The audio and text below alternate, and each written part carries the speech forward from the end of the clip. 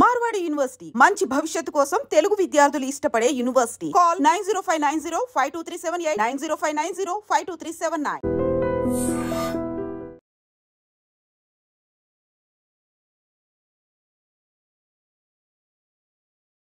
సభ్య సమాజం నివ్వెరపోయిన ఘటన నిజామాబాద్ జిల్లాలో జరిగింది. 50 ఏళ్ల వయసున్నటువంటి మహిళ మరొక వ్యక్తితో అక్రమ సంబంధం కొనసాగిస్తోంది. దీంతో అడ్డుగా ఉన్నటువంటి భర్తను తొలగించుకోవాలనుకుంది. 60 ఏళ్ల వయసున్నటువంటి భర్తను ప్రియుడితో కలిసి అత్యంత దారుణంగా హత్య చేయించింది. అంత్యక్రియలు కూడా జరిపించింది గుట్టుచప్పుడు కాకుండా. సరిగ్గా 15 రోజుల తర్వాత ఈమె భాగోతం బయటపడింది. అంతే, పోలీసులు రంగప్రవేశం చేసి ఆమె ప్రియుడితో పాటు ఆమెను కూడా కటకటాల పాలు చేశారు. ఈ దారుణమైన ఘటనకు సంబంధించి పూర్తి డీటెయిల్స్లోనికి వెళ్దాం.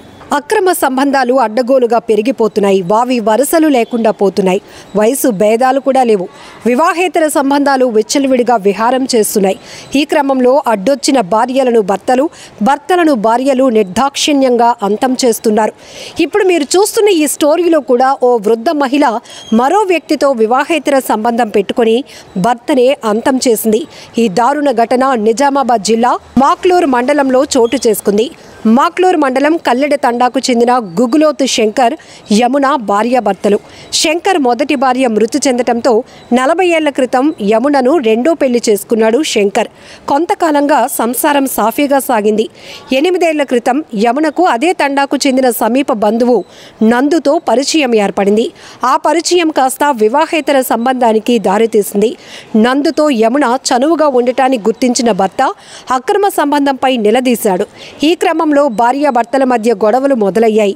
తమ అక్రమ సంబంధానికి భర్త అడ్డుగా ఉన్నాడని, శంకర్ అడ్డు తొలగించుకుంటే హాయిగా బతికేయొచ్చని భావించారు. ఈ మేరకు ప్రియునితో కలిసి భర్త హత్యకు ప్లాన్ చేశారు. ఈ నెల 6న కొడుకు కూతురు ఇంట్లో లేని సమయాన్ని అవకాశంగా తీసుకున్నారు.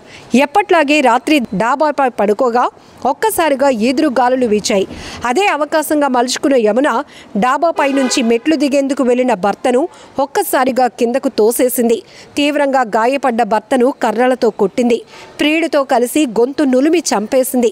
ఆ తర్వాత ఇద్దరూ కలిసి సహజ మరణంగా చిత్రీకరించారు. డాబాపై నుంచి పడి శంకర్ మృతి చెందాడని అందరినీ నమ్మించారు. హడావిడిగా అంత్యక్రియలు కూడా పూర్తి చేయించారు. శంకర్ది సహజ మరణం కాదని, హత్య చేసి ఉంటారని అనుమానం వ్యక్తం చేశారు. ఈ మేరకు మాక్లూరు పోలీసులకు ఫిర్యాదు చేశారు. దీంతో రంగంలోనికి దిగిన పోలీసులు తమదైన స్టైల్లో విచారణ జరిపేసరికి భార్య బండారం బయటపెట్టారు. సహకరించిన ప్రియుడిని సైతం అరెస్టు చేశారు. ఏదేమైనా యమున లేటు వయసులో ఘాటు ప్రేమ ఆమె జీవితాన్ని అంతం చేసిందని చెప్పాలి. చూద్దాం ఈ అక్రమ సంబంధాలు ఇంకా ఎన్ని దారుణాలకు కారణమవుతాయో. ఆయన 40 సంవత్సరాల క్రితము సెకండ్ మ్యారేజ్ చేసుకొచ్చిన మా పినతల్లి, ఆమె పేరు యమున.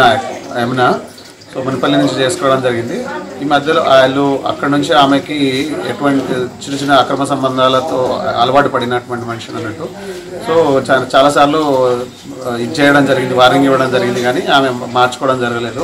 ఇక ఆ పార్టీకి ఈ మధ్యలో ఇంకొక వేరే కొత్త తండవాసితోటే, ఆయన పేరు నందు, ఆయనతోటి అక్రమ సంబంధం పెట్టుకోవడము, ఆ ఉద్దేశంలో ఆయన అడ్డొస్తున్నాడు అనే ఉద్దేశంతో ఏంటంటే ఆయనని ఎట్లయినా చంపేసేయాలి, అడ్డు తొలగించుకోవాలనే ఉద్దేశంతో మెట్ల మీద నుంచి తోసేసి ఆయన సహాయం ద్వారా నందు అనేటువంటి ఆయన సహాయం తీసుకొని ఆయనని ఇనుపరాడుతో కొట్టడము, దాని తర్వాత లోపలికి తీసుకెళ్ళేసి ఉరివేసి, అంటే మామూలుగా టవాల్ గొంతు నులిమి చంపేయడం జరిగింది అన్నట్టు యాక్చువల్గా.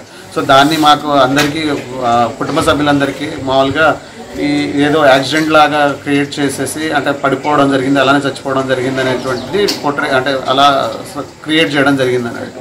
అలా చెప్పేసి దాని తర్వాత అంత్యక్రియలు కూడా అదే ఉద్దేశంతో, మరీ చంపేస్తారన్న ఉద్దేశంతో అనుకోకుండా మన క్రిమేషన్ మామూలుగా అంత్యక్రియలు చేయడం జరిగింది.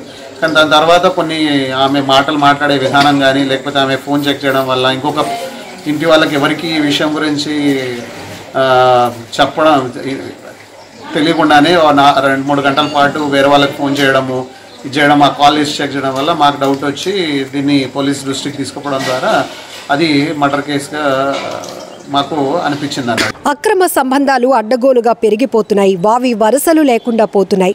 వయసు భేదాలు కూడా లేవు. వివాహేతర సంబంధాలు విచ్చలవిడిగా విహారం చేస్తున్నాయి. ఈ క్రమంలో అడ్డొచ్చిన భార్యలను భర్తలు, భర్తలను భార్యలు నిర్దాక్షిణ్యంగా అంతం చేస్తున్నారు. ఇప్పుడు మీరు చూస్తున్న ఈ స్టోరీలో కూడా ఓ వృద్ధ మహిళ మరో వ్యక్తితో వివాహేతర సంబంధం పెట్టుకుని భర్తనే అంతం చేసింది. ఈ దారుణ ఘటన నిజామాబాద్ జిల్లా మాక్లూర్ మండలంలో చోటు చేసుకుంది. మాక్లూర్ మండలం కల్లెడ తండాకు చెందిన గుగులోతు శంకర్, యమున భార్యాభర్తలు. శంకర్ మొదటి భార్య మృతి చెందటంతో 40 ఏళ్ల క్రితం యమునను రెండో పెళ్లి చేసుకున్నాడు శంకర్. కొంతకాలంగా సంసారం సాఫీగా సాగింది. 8 ఏళ్ల క్రితం యమునకు అదే తండాకు చెందిన సమీప బంధువు నందుతో పరిచయం ఏర్పడింది. ఆ పరిచయం కాస్త వివాహేతర సంబంధానికి దారితీసింది. నందుతో యమున చనువుగా ఉండటానికి గుర్తించిన భర్త అక్రమ సంబంధంపై నిలదీశాడు. ఈ క్రమంలో భార్యాభర్తల మధ్య గొడవలు మొదలయ్యాయి. తమ అక్రమ సంబంధానికి భర్త అడ్డుగా ఉన్నాడని, శంకర్ అడ్డు తొలగించుకుంటే హాయిగా బతికేయొచ్చని భావించారు. ఈ మేరకు ప్రియునితో కలిసి భర్త హత్యకు ప్లాన్ చేశారు. ఈ నెల 6న కొడుకు కూతురు ఇంట్లో లేని సమయాన్ని అవకాశంగా తీసుకున్నారు. ఎప్పట్లాగే రాత్రి డాబాపై పడుకోగా ఒక్కసారిగా ఈదురు గాలులు వీచాయి. అదే అవకాశంగా మలుచుకున్న యమున డాబాపై నుంచి మెట్లు దిగేందుకు వెళ్లిన భర్తను ఒక్కసారిగా కిందకు తోసేసింది.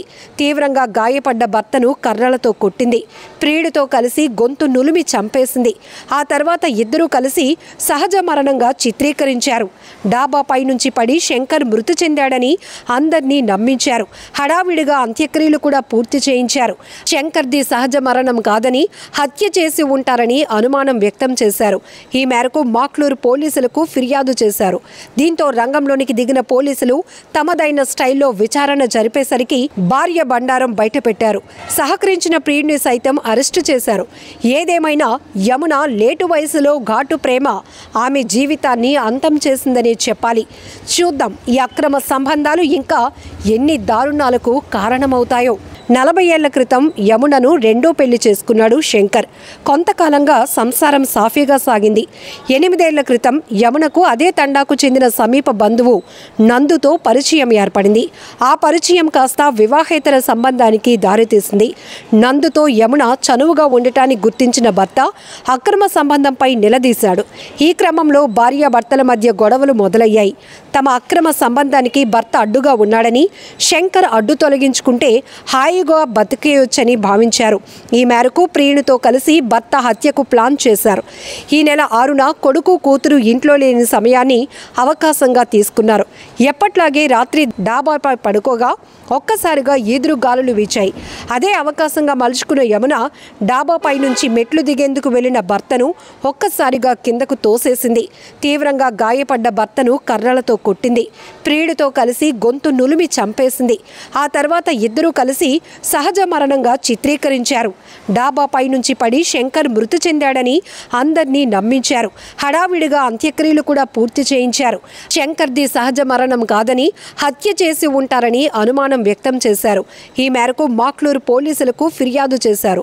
దీంతో రంగంలోనికి దిగిన పోలీసులు తమదైన స్టైల్లో విచారణ జరిపేసరికి భార్య బండారం బయటపెట్టారు. సహకరించిన ప్రియుడిని సైతం అరెస్టు చేశారు. ఏదేమైనా యమున లేటు వయసులో ఘాటు ప్రేమ ఆమె జీవితాన్ని అంతం చేసిందని చెప్పాలి. చూద్దాం ఈ అక్రమ సంబంధాలు ఇంకా ఎన్ని దారుణాలకు కారణమవుతాయో. నిజంగా ప్రస్తుతం ఉన్నటువంటి సమాజం దేనికి ప్రయారిటీ ఇస్తుంది? ఆర్థిక సంబంధాల చుట్టూ మాత్రమే తిరుగుతుంది. మళ్ళీ ఎన్నికలంగానే చాలా విరక్తి కలుగుతాం.